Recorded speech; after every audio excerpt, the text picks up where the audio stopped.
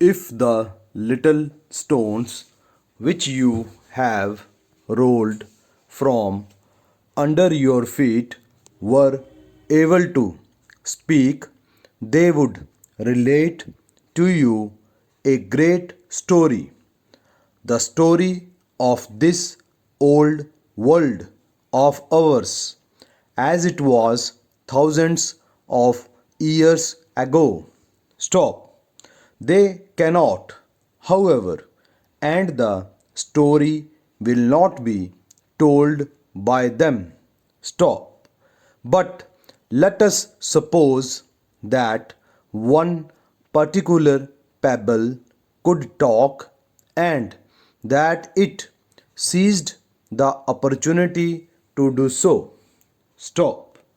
It would tell you and the other gentlemen of your party of changes in climate, great mad upheavals when the mighty ocean turned to dry land and the highest hills and the hard rocky mountains tottered and fell towards the sea and became indeed the sea bottom.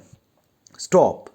If we listened as a child might listen to the story told by the pebble, we might learn of the movements which are even now tending to turn parts of the earth into more habitable places and other parts into desolate wastes. Stop.